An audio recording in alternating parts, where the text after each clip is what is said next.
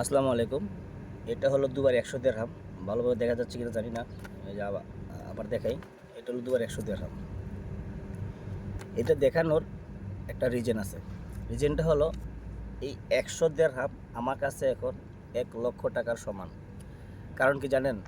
এখন আমি বাড়ি থেকে আসছি মাত্র 10 থেকে 12 দিন হয়েছে। এখন আমার কাছে কোনো টাকা নেই। আমার কাছে মাত্র এই 100 দিরহাম আছে।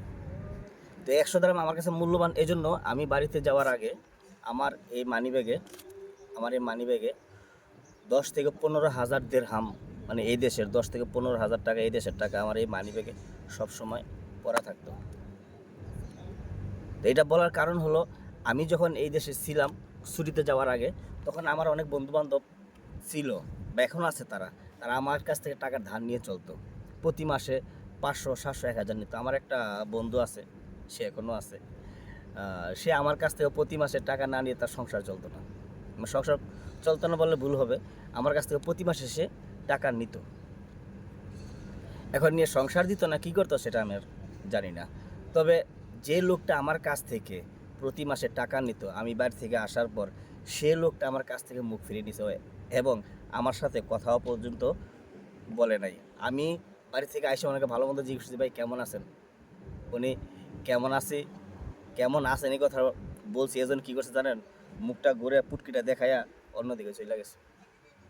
তার কারণ হলো, এখন আমি বাড়ি থেকে আসছি, এখন আমার কাছে টাকা নাই। আমি যদি ওনার কাছে টাকা হাওলাত চাই, এজন্য সে আমার সাথে এখন কথা বলে না, এখনও কথা বলে না। তবে হ্যাঁ, বলবে যখন আমার স্যালারি চালু হবে 3 মাস পর, তখন বলবে। কারণ তখন এসে বলবে, শফিক ভাই আমাকে 500 দিরহাম হাওলাত দাও, 1000 দিরহাম হাওলাত দাও, তখন বলবে। কিন্তু আমি তো সেই দিনটার জন্য অপেক্ষা রয়েছি।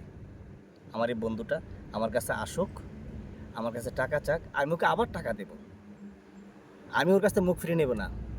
কারণ বন্ধুর সাথে বন্ধু কখনো বেইমানি করতে নেই। একজন বন্ধুত্ব মানুষ, বিশ্বস্ত মানুষ, তার সাথে কখনো বেইমানি করতে নেই। সে আমার সাথে বেইমানি করছে, কোনো সমস্যা নেই, কিন্তু আমি ওর সাথে বেইমানি করব না। আমার স্যালারি চালু হওয়ার পর 3 মাস পর স্যালারি চালু হবে, সে যত টাকা চাইবে আমি তাকে তত টাকা হলাদ দেব।